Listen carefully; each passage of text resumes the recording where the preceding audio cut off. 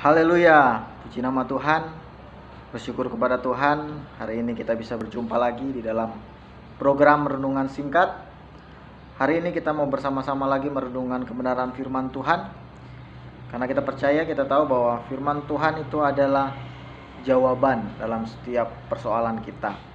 Firman Tuhan itu adalah kekuatan.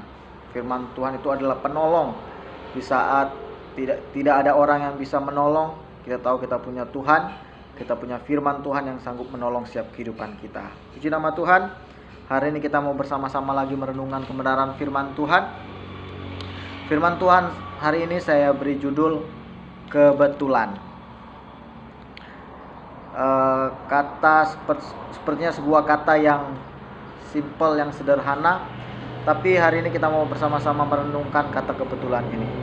Apakah kata ini sesuatu yang sering kita pergunakan dalam kehidupan kita? Sebelum kita masuk lebih jauh di dalam perenungan kita, mari kita akan membuka Alkitab kita.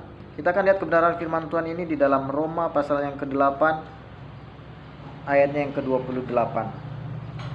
Roma pasal yang ke-8 ayat yang ke-28 dikatakan seperti ini. Kita tahu sekarang bahwa Allah turut bekerja dalam segala sesuatu untuk mendatangkan kebaikan bagi mereka yang mengasihi Dia, yaitu bagi mereka yang terpanggil sesuai dengan rencana Allah. Apa hubungan Roma pasal yang ke-8 ayat yang ke-28 ini dengan kata kebetulan? Nah, kalau kita memperhatikan di dalam Roma pasal yang ke-8 ayat yang ke-28 dikatakan, kita tahu sekarang bahwa Allah turut bekerja dalam segala sesuatu. Kita garis bawahi bahwa Allah turut bekerja di dalam segala sesuatu. Nah, tentu Allah turut bekerja di dalam segala sesuatu, dan kata kebetulan ini adalah sesuatu yang bertolak belakang, sesuatu yang kontradiksi. Nah, setiap kehidupan kita sebagai orang percaya, sebagai anak Tuhan, kita mempunyai musuh yang harus kita hadapi. Apa yang menjadi musuh terbesar kita hari-hari ini? Apakah mungkin orang yang ada di samping kita, orang rekan kerja kita, atau mungkin sesama jemaat Tuhan? Tapi saat hari ini saya ingin membawa kita ke sebuah pemahaman bahwa ada musuh terbesar yang harus kita waspadai, yang harus kita lawan. Apa itu? Musuh terbesar tersebut adalah kata kebetulan. Nah, kenapa kata kebetulan ini kita harus jadikan musuh umat-umat Tuhan, musuh orang-orang percaya? Karena kalau kita mau memperhatikan, kata kebetulan ini adalah sebuah kata yang sebenarnya tanpa kita sadari membuat kita tidak mengakui akan karya Tuhan di dalam setiap kehidupan kita. Kalau kita memperhatikan zaman dahulu, banyak orang itu mereka berusaha menuhankan segala sesuatu yang mereka lihat. Ketika mereka melihat sebuah gunung yang besar, mereka tuhankan, mereka sembah gunung tersebut. Mereka melihat ada sebuah pohon yang besar, mereka sembah, mereka anggap pohon tersebut adalah Tuhan mereka. Dan masih banyak yang lain yang mereka anggap itu adalah Tuhan. Nah, tapi saat-saat ini kita akan temukan bahwa kecenderungan orang-orang saat ini bukan menganggap segala sesuatu itu Tuhan, tapi mereka berusaha untuk meniadakan Tuhan itu dalam kehidupan mereka. Sehingga tidak heran kalau kita memperhatikan di daerah Eropa, di daerah barat sana, di daerah-daerah maju, orang-orang sudah mulai tidak percaya lagi akan adanya Tuhan. Kita lihat banyak gereja-gereja yang sudah tidak terpakai di daerah barat. Gereja yang dijual. Kenapa? Karena kecenderungan orang-orang bukan lagi mau mempercayai Tuhan, tapi berusaha untuk menghilangkan Tuhan dalam hidup mereka. Bagaimana mereka menghilangkan Tuhan dalam hidup mereka? Tentu diawali dari hal-hal yang sepertinya sederhana. Sepertinya hal-hal tersebut bukan sesuatu yang berbahaya.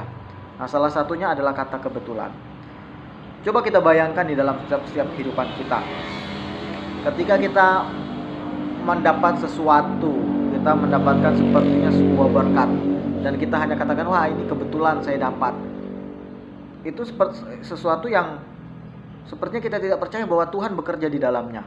Ketika kita mendapatkan sebuah kemalangan, sepertinya kita mendapatkan sesuatu yang merugikan kita. Di sisi lain itu adalah cara Tuhan mungkin menegur kita, tapi kita hanya katakan, kebetulan saja saya sial, kebetulan saja saya gagal. Nah, ini adalah sebuah kata yang menggambarkan bahwa kita tidak mempercayai karya Tuhan di dalam setiap kehidupan kita. Padahal sangat jelas dikatakan di dalam Roma pasal yang ke-8 ayat yang ke-28 bahwa dikatakan kita tahu sekarang apa? Bahwa Allah turut bekerja dalam segala sesuatu. Jadi tidak ada namanya kata kebetulan di dalam setiap kehidupan orang percaya. Karena apa?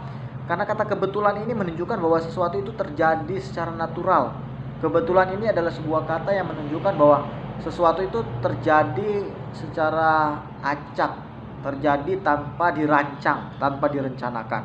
Itu kata kebetulan. Sedangkan di dalam Roma ayat yang ke-28 yang sudah kita baca bahwa di dalam segala sesuatu itu Allah bekerja. Jadi tidak ada kata kebetulan di dalam setiap kehidupan kita. Ada saatnya kita diberkati Tuhan, itu bukan sebuah kebetulan, tapi itu memang sebuah berkat yang Tuhan kerjakan dalam hidup kita. Kita mendapatkan kemalangan, kita mendapatkan kegagalan, itu juga bukan sebuah kebetulan, tapi itu mungkin cara Tuhan menegur kita, cara Tuhan untuk mendewasakan setiap kehidupan kita. Nah, pesan firman Tuhan hari ini adalah tidak ada yang kebetulan di hadapan Tuhan. Segala sesuatu yang terjadi di dalam setiap kehidupan kita itu sudah di dalam kontrol Tuhan, sudah di dalam rencana Tuhan. Sehingga di sisi lain bukan hanya tidak ada yang kebetulan di dalam hidup kita. Kita harus percaya, kita harus yakin bahwa Allah bekerja di dalam setiap kehidupan kita. Segala sesuatu tidak ada yang Tuhan biarkan.